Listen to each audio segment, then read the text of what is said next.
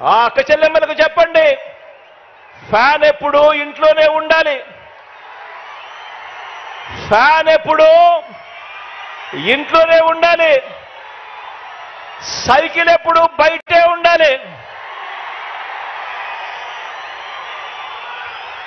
తాగేసిన tea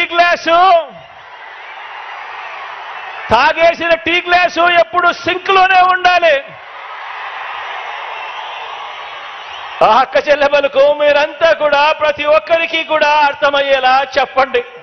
Jabardasth సంబంధించిన ఆర్టిస్టులు కూడా తీసుకొస్తున్నారు, వాళ్ళు కూడా ఎంకరేజ్ చేస్తున్నారు, కానీ వాళ్ళు మాత్రం వేరే వేదికలపైన మంత్రులే తిట్టేంత స్థాయికి వాళ్ళు ఎంత అండి, వాళ్ళ ప్రాణం ఎంత.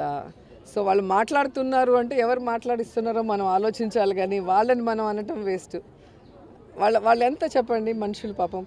వాళ్ళు ఏదో చిన్న చిన్న షోస్ చేసుకొని చిన్న చిన్న క్యారెక్టర్స్ చేసుకుంటే వాళ్ళు. మీకు తెలియదేముంది, మెగా ఫ్యామిలీలో 6-7 మంది హీరోలు ఉన్నారు కాబట్టి వాళ్ళకి వ్యతిరేకంగా మాట్లాడితే ఇక వాళ్ళకి సినిమా ఇండస్ట్రీలో ఏమీ లేకుండా చేస్తారన్న భయంతో ఆ కుటుంబంతో ఉన్నారు, కానీ ప్రేమతో ఎవరు లేరు.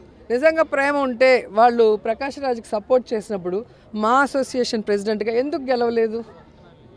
ఒక్కసారి ఆలోచించండి. ప్రేమ వేరే, భయం వేరే. సో అలాంటి వాటి కోసం ఆ చిన్న చిన్న వాళ్ళని తిట్టాలని నేను అనుకోను, కానీ ఎవరైతే మాట్లాడారో వాళ్ళు కూడా ఆలోచించుకోవాలి. మాట్లాడిన వాళ్ళు కూడా, మంత్రులకి శాఖలే తెలియదు అంటారు, శాఖలు తెలియకుండానే మంత్రులు అయిపోతారండి.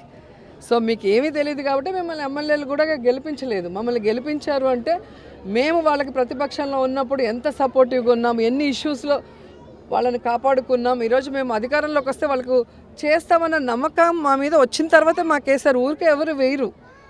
ఊరికేసి ఎలా ఉంటే ఆయన ఇప్పటికే ఒకరు సీఎం అయిపోయి ఉండాలి, ఇంకొకరు ఇప్పుడు మళ్ళీ సీఎం రేస్లో ఉండాలి.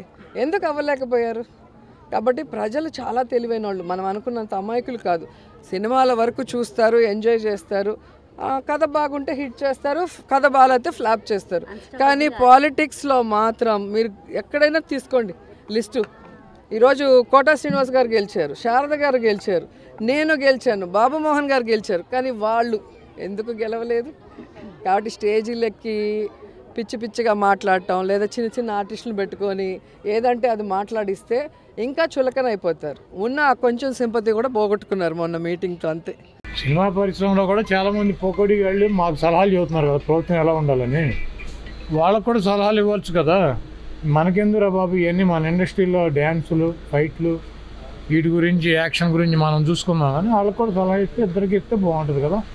అయ్యా పవన్ కళ్యాణ్ గారు, చంద్రబాబు దగ్గర ప్యాకేజీ తీసుకుని నువ్వు చూడా. అందరూ బాగున్నారమ్మా? బాగున్నారా?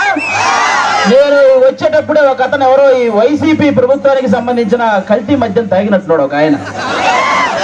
నా దగ్గరకు వచ్చి హైపరాదిని అడిగానని చెప్పమంటున్నాడు. ఆ కల్తీ మద్యం ఎంత పని చేస్తుందో మీరే చూడండి. ఇంకొక అతనైతే స్విచ్ ఆఫ్ అయిన ఫోన్ తీసుకొచ్చి నన్నే సెల్ఫీ అడుగుతున్నాడు. కాబట్టి ఆ కల్తీ మద్యం పోవాలన్నా, అలాంటి కల్తీ ప్రభుత్వం పోవాలన్నా ఈసారి మీరందరూ కూటమి నిలబెట్టిన ప్రతి అభ్యర్థిని గెలిపించాలి. ముఖ్యంగా ఇక్కడ ఎవరు? పవన్ కళ్యాణ్ గారు. ఫస్ట్ టైం నాకు పిఠాపురంలో నేను ఎందుకు పుట్టలేదా అని బాధగా ఉంది నాకు. నిజంగా పిఠాపురంలో పుట్టుంటే బాగుండేది, డైరెక్ట్ గా పవన్ కళ్యాణ్ గారికి ఓటేసి అదృష్టం ఉండేది కదా అని బాధపడుతున్నాను నిజంగా నేను. కాబట్టి ఇవన్నీ మీరు గమనించి ఈసారి పవన్ కళ్యాణ్ గారిని భారీ మెజారిటీతో గెలిపించాలి. దానికోసం ఇక్కడ కృషి చేస్తున్న మన వర్మ గారికి, అలాగే బీజేపీకి సంబంధించిన కృష్ణరాజు గారికి, ఇద్దరికి కూడా చాలా పెద్ద థ్యాంక్ యూ. అందరూ వాళ్ళిద్దరికి ఒకసారి గట్టిగా క్లాప్స్ కొట్టాలి మీరంతా. వాళ్ళిద్దరు సపోర్ట్ లేకపోతే ఇక్కడ ఇంత జరగదు. అలాగే ఈ వైసీపీ ప్రభుత్వం మిమ్మల్ని ఏం చెప్పి ఓటు అడుగుతుంది? మీ ఇంట్లో మంచి జరిగితే ఓటేయమంటున్నారు, అవునా? అసలు వాళ్ళ ఇంట్లో మంచి జరగలేదని ఇద్దరు చెల్లెలు రోడ్డు మీద తిరుగుతున్నారు, అవునా కాదు? మరి వాళ్ళ ఇంట్లోనే మంచి జరగనప్పుడు మీ ఇంట్లో మంచి ఎలా చేస్తారు అది ఒకటి మీరు గమనించాలి, అవునా? ఇంకోటి ఏమంటారు, మేము పొద్దున బటన్ నొక్కితే ఆడవాళ్ళ అకౌంట్ లో 10,000 రూపాయలు పడుతున్నాయి అంటారు, అవునా?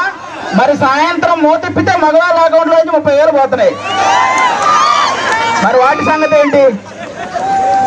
కాబట్టి పొద్దున బటన్ నొక్కుతున్నారు, సాయంత్రం పేక నొక్కుతున్నారు. ఈ రెండు మీరు గమనించి ఓటేయాలి. ఇంకోటి ఏమంటారు ఆయన, ఫ్యాన్ ఇంట్లో ఉండాలి, సైకిల్ బయట ఉండాలి, గ్లాసు సింక్ లో ఉండాలి అన్నారు, అవునా? కానీ ఫ్యాన్ ఎంతలో ఉండాలి? 4లోనో 5లోనో ఉండాలి, అవునా కాదా? మీరే తెలియక లాస్ట్ టైం 151లో పెట్టారు, అందుకే కరెంటు బిల్లులు ఎక్కువైనాయి. కాబట్టి ఆ 151లో ఉన్న ఫ్యాన్ ని రెగ్యులేటర్ తగ్గించి మీరంతా 4లోనో 5లోనో పెట్టాలి ఈసారి. అప్పుడే మనందరం హ్యాపీగా ఉంటాం, అవునా కాదా? ఇంకోటి ఏమంటారు ఆయన, మేము సింగిల్ గా వస్తున్నాం, మీరంతా కలిసి వస్తున్నారు అంటున్నారు, అవునా? మన ఇంట్లో ఒక దొంగ పడితే ఏం చేస్తామమ్మా మనం? ఒక ముగ్గురు నలుగురు కలిసి తరిమి కొడతామా లేదా? మరి రాష్ట్రంలో ఇంతమంది గజ దొంగలు పడితే మరి తరిమి కొట్టాలా లేదా అమ్మా మనందరం? మరి కలవాలా లేదా? చెడుని చంపడానికి ఎప్పుడూ మంచి కలిసే వస్తుంది, అవునా కాదా? ఇక్కడ రీసెంట్ గా వంగా గీత గారు వడదెబ్బ తగిలి పడిపోయారని విన్నాను, అవునా? కానీ 5 సంవత్సరాల నుంచి మనకి ఎన్ని దెబ్బలు తగిలినాయమ్మా? వడదెబ్బల కంటే పెద్ద దెబ్బలు తగిలినాయి. మీరు ఆలోచించాలి, ఈ రాబోయే 10 రోజుల్లో 151 మందికి ఎక్కడొకక్కడ వడదెబ్బ తగిలి పడిపోతూనే ఉంటారు. ఆ డ్రామాలు నమ్మకండి, ఎందుకంటే ఆ డ్రామాలకు మా శ్రీదేవి డ్రామా కంపెనీలో కూడా ఇన్ని డ్రామాలు చూడాలి. కాబట్టి ఇవన్నీ మీరు గమనించి ఈసారి గాజు గ్లాసు గుర్తు మీద ఓటేయాలి. వన్స్ బూత్ లోకి వెళ్ళిన తర్వాత 2 గాజు గ్లాసు మీద గుర్తితే ఫ్యాన్ ఎగిరిపోవాలి, అవునా? ఇది గుర్తు పెట్టుకుని అందరూ ఓటేయాలని కోరుకుంటున్నాం. జై జనసేన, జై టీడీపీ, జై బీజేపీ. అలాగే అందరికీ నమస్కారం. ఇది ప్రచారానికి నిన్న వచ్చామండి. డోర్ టు డోర్ ప్రచారం చేయడం జరిగింది నిన్న కొడవలి గ్రామంలోని. మంచి రెస్పాన్స్ వచ్చింది ఉన్న జనాలందరూ కూడా.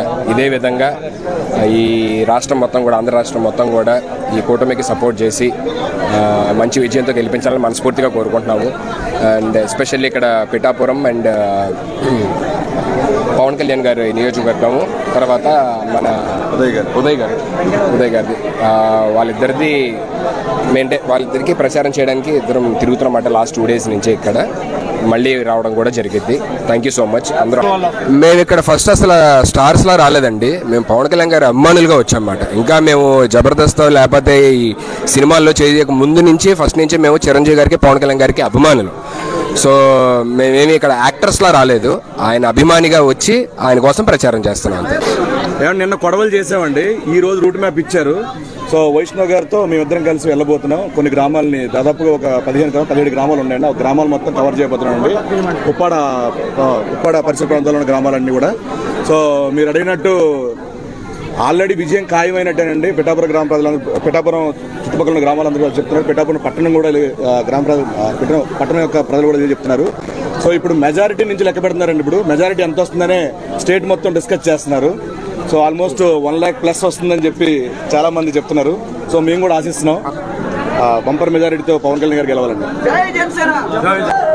జనసేన అలాగే టీడీపీ, బీజేపీ కూటమి ప్రచారంలో భాగంగా పిఠాపురం రావడం జరిగింది. సో పిఠాపురంలో ఆధ్యాత్మిక స్థానమైనటువంటి దత్తాత్రేయ దేవాలయానికి ఆయన దర్శనం గాను మేమిద్దరం ఇక్కడ రావడం జరిగింది.